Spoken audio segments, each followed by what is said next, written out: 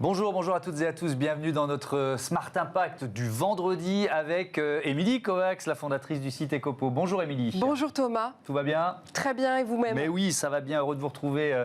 Comme chaque vendredi, on vous propose un grand entretien, une personnalité engagée qui nous livre sa vision de la RSE, la responsabilité sociétale et environnementale. Aujourd'hui, c'est Marion Darietor qui nous accompagne pendant 20 minutes. Absolument, la fondatrice du cabinet de conseil The Arcane et également coprésidente d'Entreprise et Progrès nous expliquera comment elle accompagne les entrepreneurs dans leur transition écologique. Marion Darietor qui participera ensuite à notre débat sur les TPE, PME, comment s'engagent-elles à leur tour, quels sont les freins à leur politique RSE, réponse tout à l'heure.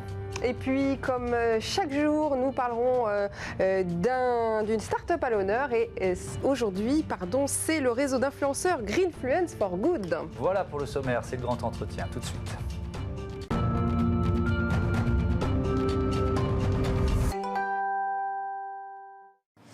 Marion Darietor, bonjour. Bonjour. Bonjour, bienvenue. Bonjour. Je rappelle que vous êtes donc la fondatrice en 2020 et présidente du cabinet de conseil The Arcane à Paris, cabinet de conseil situé à Paris, et coprésidente de l'association think tank Entreprise et Progrès. L'objectif du cabinet de conseil, on va commencer par ça, est de conseiller les dirigeants et leurs équipes sur les sujets d'influence, de gouvernance et de transition, avec en ligne de mire l'atteinte d'une performance positive. Est-ce que vous pouvez nous en dire plus ? Oui, merci déjà de me recevoir, parce que c'est vrai que c'est important pour ma petite start-up d'être invitée chez vous.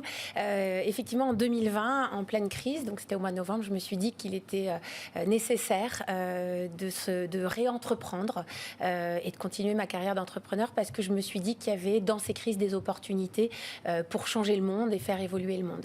Vous avez quitté le confort d'une entreprise qui s'appelle Elan, 150 personnes qui travaillent avec vous pour recréer une boîte. Un bon job, bien payé, pour me remettre en risque en pleine crise, voilà, mais c'est ça l'audace, et c'est aussi parce que j'y crois, tout simplement parce que ce que je vois, c'est qu'on est dans une mutation, et votre émission porte bien son nom, où il y a eu la loi Pacte, qui a éveillé les consciences. Maintenant, l'enjeu, c'est le passage à l'acte, donc les actes, et puis demain, c'est l'impact.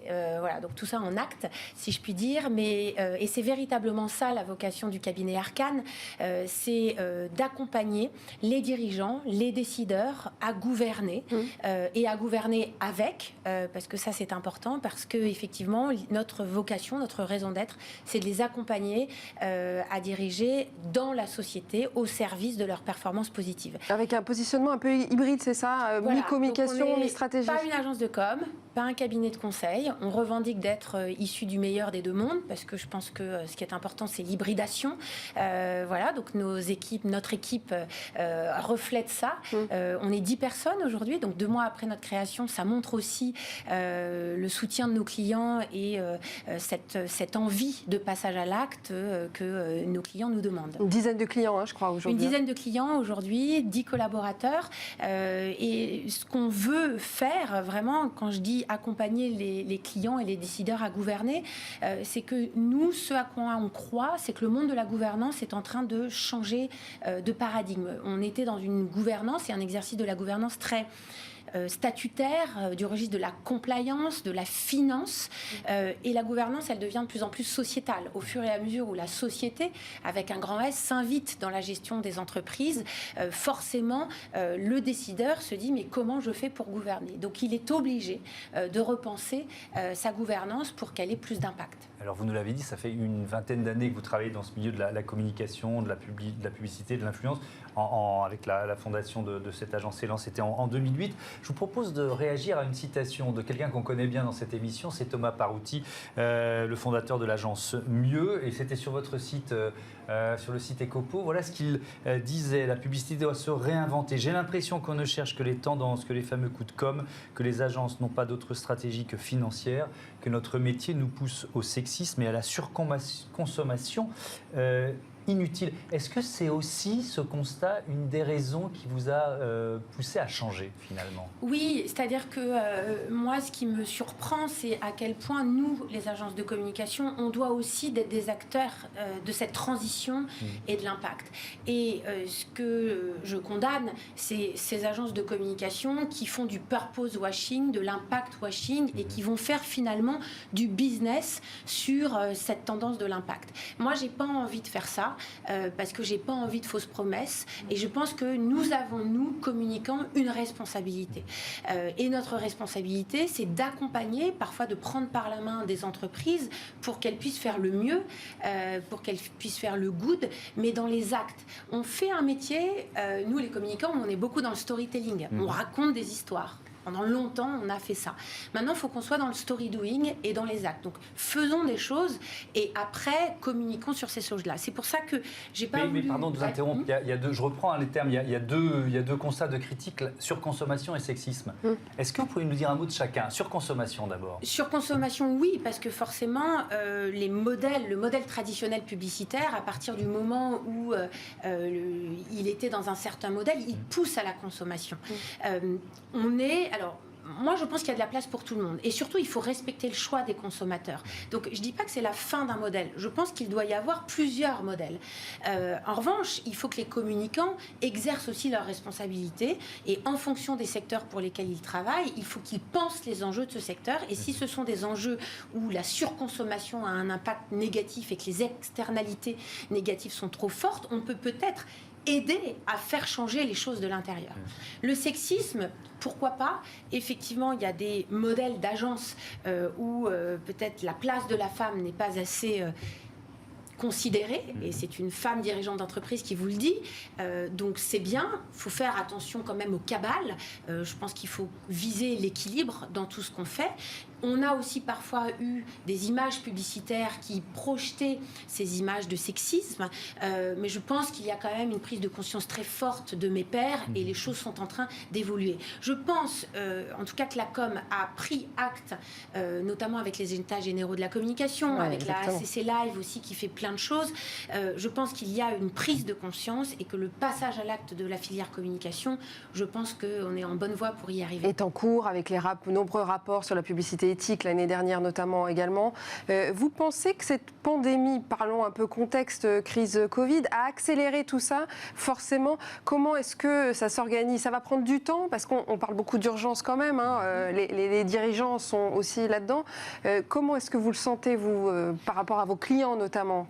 Moi, je peux vous confirmer qu'il y a une accélération. En fait, les signaux étaient là, mais cette crise, elle accélère non pas la prise de conscience, mais l'accélération du passage à l'acte. Je le vois dans mon activité de consultante, mais je le vois aussi chez Entreprises et Progrès, puisque Entreprises et Progrès, c'est une centaine d'entreprises, c'est plus d'1 million d'emplois. Nous, ça fait 50 ans qu'on existe. Donc, il y a 50 ans, on s'est créé sur cette idée du bien commun. Donc, c'est pas nouveau pour nous, ces sujets-là. En revanche, l'accélération, on la voit. On la constate chez Entreprises et Progrès. Ça veut dire quoi? Ça veut dire qu'il y a de plus en plus d'entreprises qui tapent à la porte d'Entreprises et Progrès. On a des gens qui viennent nous voir en disant « Bon, moi, je ne sais pas par où commencer. J'ai bien compris qu'il y a un truc qui se jouait. Aidez-moi. » Donc, nous, comme on est un club de leaders activistes, on accueille des nouveaux et on leur dit « On peut faire des choses ensemble. » Là, récemment, on a accueilli Benjamin Zimmer de Silver Alliance parce que sur cette Silver Economy, il y a vraiment des enjeux de responsabilité. Donc, on voit des gens qui frappent à la porte. On a plus d'adhésion. Et la demande, elle a changé. Ils nous disent, aidez-moi à passer à l'acte, donnez-moi des bonnes pratiques, donnez-moi des référentiels. Et c'est pour ça que bientôt, on va sortir les 10 indices de la raison d'être, qui sont 10 indices ultra concrets pour faire en sorte que les entreprises soient dans une raison d'être qui soit transformative. La bascule, elle est là, c'est d'être dans le concret, dans l'action, c'est ça? Cette année concret, 2021, pour vous, c'est ça? En gros, c'est de la loi Pacte aux actes à l'impact. Et en fait, maintenant, les entreprises ont compris que si elles ont des bonnes pratiques, si elles font en sorte d'avoir une raison d'être transformative, c'est bien pour leur business. Nous, on n'est pas dans le « ou ». On n'est pas c'est le business ou la responsabilité. On est sur le « et », à savoir le sens et la rentabilité, le business et la performance. Voilà, on n'est pas des bisounours, on est certes des activistes, mais des activistes performants. On va parler des TPE, PME dans un court instant, puisqu'on va avoir le débat sur ce thème. Si on parle des grands groupes, est-ce que vous pensez que c'est plus facile pour un géant, pour un grand groupe, pour un CAC 40, d'opérer cette transition ? Pas forcément. Ou au contraire, c'est un paquebot, donc forcément, il est vous posez une vraie question, parce que c'est vrai que la question, c'est est-ce qu'il vaut mieux être impact native, donc être une entreprise née de l'impact, ou est-ce qu'on peut faire une transition ? Oui, forcément, quand on est impact native, on le voit, il y a une agilité, il y a une vitesse, il y a une culture, parce que c'est un shift culturel. Mais on voit aussi des entreprises formidables, CAC 40, qui sont en train de se transformer. Sodexo, par exemple, est une entreprise qui a dans ses gènes depuis 60 ans tous ces enjeux-là et qui est encore en train d'accélérer. L'Oréal, pareil. Donc on voit des entreprises qui sont en train d'avancer. Alors peut-être que c'est un peu plus lent, mais tout dépend du dirigeant. Mais vous parliez de gouvernance, ça va jusqu'au COMEX de ces grands groupes ? Oui. C'est-à-dire qu'ils s'impliquent beaucoup plus dans cette logique de transition, dans cette logique RSE ? Ce qui est important pour avancer dans ces sujets-là, c'est qu'il faut un alignement des instances de direction. Le board, le COMEX et parfois le comité de direction. C'est-à-dire que c'est assez... L'enjeu, et c'est pour ça que Arcane est né, c'est d'accompagner l'ensemble des échelons de l'entreprise, de la gouvernance de l'entreprise, pour prendre le virage de l'impact, parce que c'est vrai que ça ne peut pas être traité en silo. Alors justement, parlons de vos clients. Quelles sont leurs demandes ? Est-ce que c'est vous qui les accompagnez, d'ailleurs sans qu'ils le demandent, sur ces sujets-là ? Ou est-ce que vraiment il y a une attente de savoir quelle priorité peut être donnée à leur stratégie pour cette année ? Alors, il y a des clients qui viennent nous voir pour notre expertise sur la gouvernance à impact, si je puis dire, parce qu'on a cette réputation-là. L'équipe qui m'accompagne est experte là-dedans, le board que j'ai formé également. Donc on vient nous voir pour ça, avec une formidable envie d'accélérer. Donc voilà, et surtout de faire évoluer le modèle d'affaires. C'est-à-dire que c'est pas juste la RSE, la raison d'être, voilà, c'est comme vertical. Comment je transforme mon modèle d'affaires, parce que ça devient un atout de la compétitivité et de la performance. Mais il y a aussi des entreprises qui disent « aidez-moi, je ne sais pas par où le prendre, j'ai envie d'y aller, mais je ne sais pas par quoi commencer ». Et donc là, c'est un accompagnement très culturel également des équipes, d'ouverture des chakras, d'ouverture des consciences. Moi, je pense que il ne faut pas se précipiter, il n'y a pas une idée de vitesse, il faut le faire à son rythme. Et donc chez Arcane, on a pour habitude d'accompagner déjà ceux qui ont envie. Voilà, c'est ça qui compte. Bon, restez avec nous, Marion. On ouvre notre débat sur l'engagement des TPE-PME.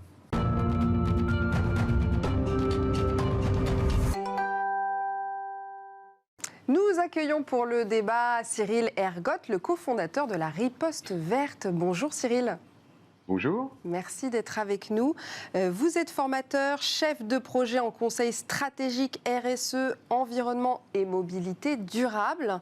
Donc nous allons parler aujourd'hui d'un thème qui concerne les TPE-PME, Thomas. Nous allons savoir comment elles peuvent mettre en place des actions très concrètes justement pour pour réussir leur transition écologique. On a parlé un petit peu avant avec Marion des grandes entreprises, mais pas que. On va s'intéresser vraiment aux TPE-PME pour savoir si c'est plus facile ou pas. Cyril, on va commencer avec vous. Donc la Riposte Verte étudie l'éco-responsabilité au bureau avec ses partenaires et développe des stratégies RSE et environnementales avec ses clients. Donc propose des solutions très concrètes dans des domaines très divers. Est-ce que vous pouvez nous donner justement des exemples très concrets de ce que vous proposez ? Oui, alors nous accompagnons les entreprises à définir et mettre en œuvre leur politique RSE, que ce soit sur l'ensemble du spectre des 3 piliers de la RSE, ou plus particulièrement sur les aspects environnementaux, parce qu'historiquement, c'est sur ces sujets-là que nous travaillons. Donc nous travaillons avec des TPE, des PME ou des grandes entreprises, et puisque le sujet aujourd'hui est les TPE-PME, le besoin pour elles, en fait, est d'avoir une incitation à mettre en œuvre ce type de politique. Le problème que l'on constate, c'est qu'elles elles ont un manque de connaissances, un manque de compétences et un manque de ressources à dédier à ces enjeux-là. Quand vous êtes dans une petite entreprise de 10, 20 ou 50 personnes, vous avez la tête sous l'eau en permanence, même dans les grandes. Mais l'idée que nous, du coup, on a développée, c'est de leur apporter des solutions qui soient adaptées à leurs environnements. C'est vrai que Riposte Verte travaille sur les environnements tertiaires avec des outils de diagnostic et ensuite un accompagnement à définir la politique, le plan d'action, à le mettre en œuvre et à rendre la démarche formelle et pérenne. Cyril Ergotte, si je comprends bien, il faut déjà savoir d'où on part, c'est ça. C'est-à-dire que évaluer où en est l'entreprise, cette TPE-PME, pour lui donner un objectif, c'est d'abord ça ce que vous cherchez à faire ? Absolument. La première idée, c'est déjà de les inciter à passer à l'action, parce que tout le monde a envie de faire de la RSE, mais tout le monde n'est pas capable de le faire et tout le monde n'a pas les ressources et les compétences pour le faire. Et ensuite, il faut effectivement savoir sur quoi agir en premier. Le problème que l'on rencontre lorsque on va aller discuter avec un chef d'entreprise, c'est qu'il va avoir mené des actions en fonction des occasions qui sont présentées à lui, il va faire attention à l'énergie, au papier ou à l'eau, mais il ne sait pas vraiment qu'est-ce qui a le plus d'impact pour son activité et quels sont les sujets sur lesquels il doit agir en priorité. Donc la première chose à faire, c'est de poser le diagnostic, de faire un état des lieux sur une année de référence pour pouvoir identifier les sujets sur lesquels il va devoir agir en priorité, pour diminuer ses impacts en priorité. Et une fois qu'il aura fait ce travail et qu'il aura diminué ses principaux impacts, il pourra élargir sa démarche et aller sur des impacts qui sont un petit peu moins importants. Donc nous, ce que l'on fait concrètement, c'est qu'on a des outils que l'on a développés qui sont adaptés à ces environnements tertiaires, que l'on va utiliser avec nos clients. Et en complément, on a développé des outils gratuits, notamment des autodiagnostics, qui sont en ligne sur notre site et qui peuvent être utilisés par n'importe qui pour pouvoir faire cet état des lieux et ensuite avoir une idée du plan d'action qui va être nécessaire de mettre en œuvre. Marion Darrieutor, crise Covid, priorité, on peut se dire spontanément priorité survie, il faut s'en sortir. Le message auprès des patrons de TPE-PME, il peut passer quand même sur l'urgence de la transition écologique et de la politique RSE ? Je pense qu'il a été entendu, parce qu'il y a 80% des TPE-PME qui ont conscience de l'enjeu écologique. Donc il y a un terreau qui est absolument favorable, et je trouve que le gouvernement a été malin de se dire que la relance de l'économie passera par une relance durable.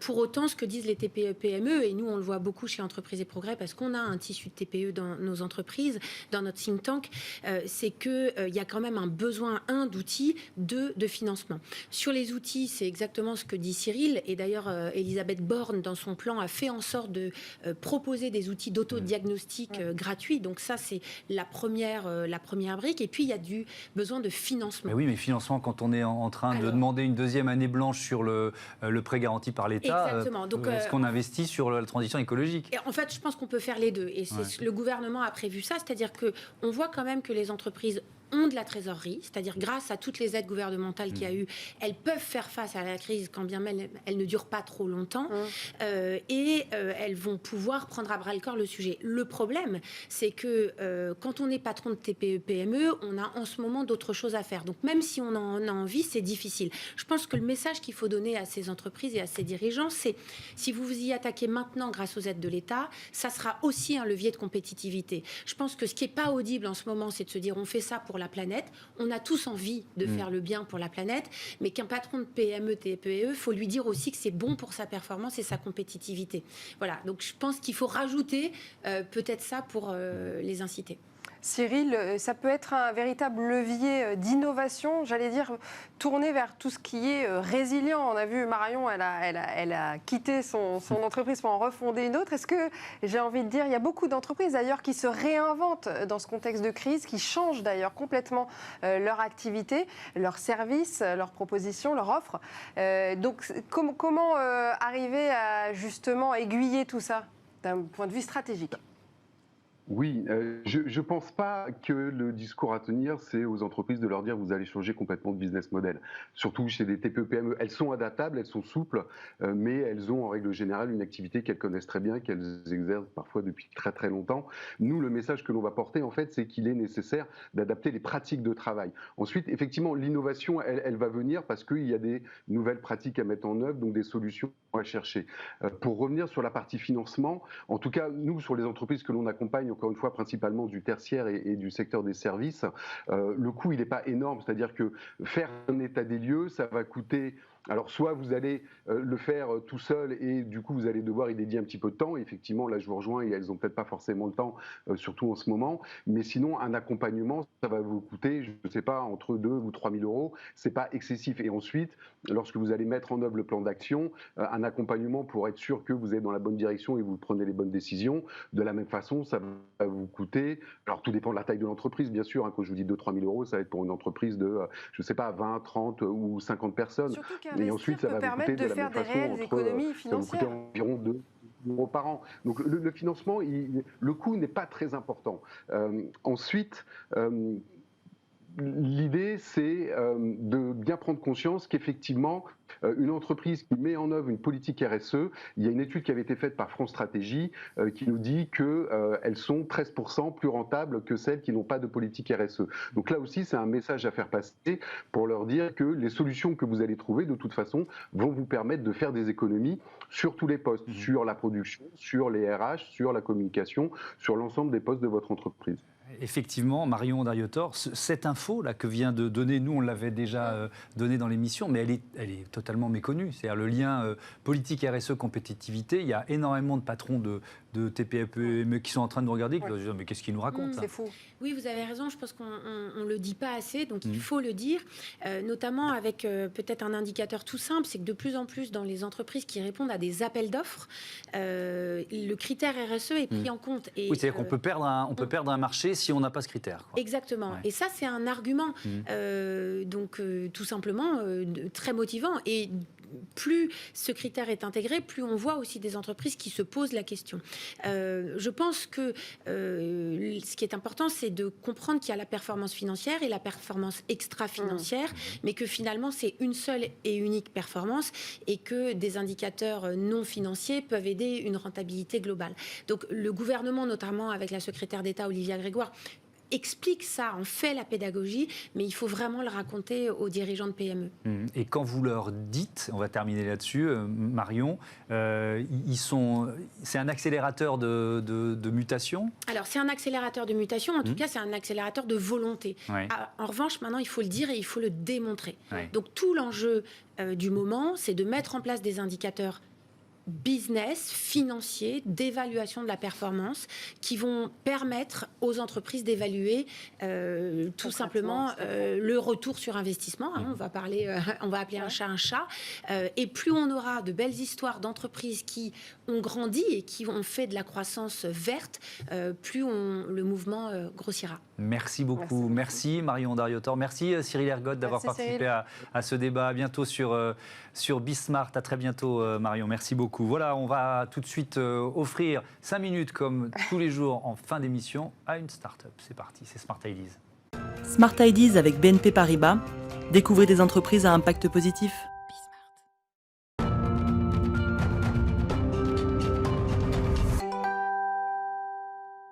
Smart Ideas avec Claudia Mollard, bonjour. Bonjour. Bienvenue, vous êtes la fondatrice de Greenfluence for Good, vous dirigez une agence de social media depuis 5 ans. Pourquoi vous avez créé ce réseau d'influenceurs ? C'est tout récent, je crois. Oui, exactement. On l'a lancé en fait en septembre 2020, suite à un sourcing de notre part depuis 1 an, tout simplement parce qu'on trouvait que ça n'existait pas. Enfin, tout simplement, ça n'existe pas. Ouais. Il n'y a aucune agence d'influenceurs green. Oui. Étonnant. Alors qu'il y en a beaucoup. Oui, c'est ça. Et en fait, c'est parti de ce constat en disant, bah tiens, pourtant, ce sont des profils influents. On a de la Madame Tout-le-Monde jusqu'au People. Et on trouvait ça dommage, en fait, de ne pas avoir de représentation de cela. C'est un mouvement de fond auquel je travaille sur le sujet depuis déjà plus de 2 ans pour nos clients. Et si vous voulez, je me suis dit, tiens, pourquoi ça n'existe pas une agence d'influenceurs qui propose d'accompagner les territoires et les organisations commerciales dans leur démarche de développement durable pour rendre la transition écologique accessible à tous. C'est quoi la logique ? C'est-à-dire qu'il y a à la fois une plateforme, c'est une plateforme de labellisation, c'est-à-dire que si vous les choisissez, c'est que voilà, ils sont sérieux, ils méritent d'être là. Et puis aussi peut-être de réseau, quoi, de mise en relation des influenceurs. Alors aujourd'hui, pour vous donner quelques chiffres, aujourd'hui on a référencé 2000 profils Donc depuis un an, on a fait ce travail. Pourquoi 2000 ? Parce que, en fait, moi, j'avais vraiment besoin de savoir si c'était consistant.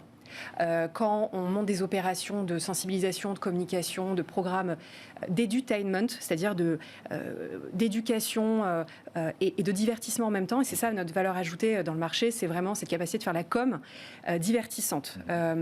Et en fait, voilà, pour nous, c'est d'avoir une consistance, et elle est là.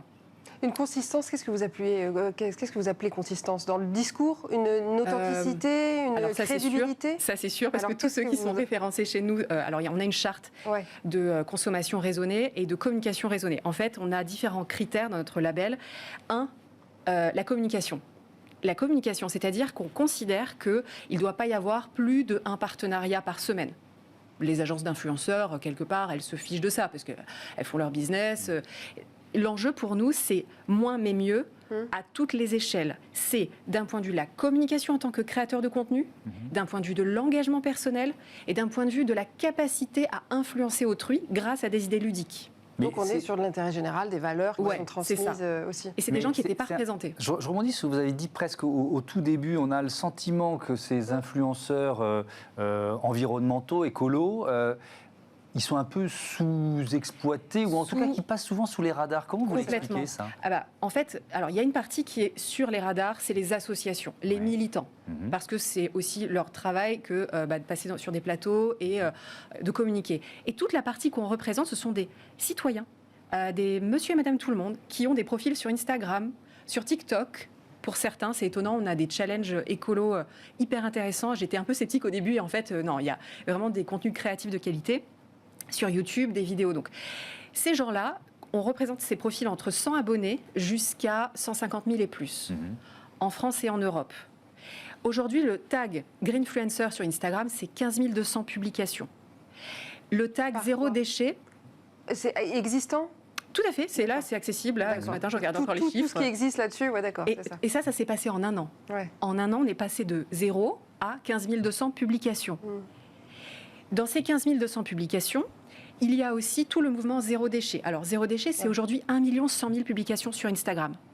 Zéro Déchet. Donc, la communauté française, je ne vous parle même pas de la communauté européenne ou mondiale. Ce mouvement de fond est là. Et là où moi, j'ai eu vraiment cette envie de l'accompagner parce que c'est ma profession d'être experte social média, c'est vraiment mon métier depuis 10 ans et c'est mon agence.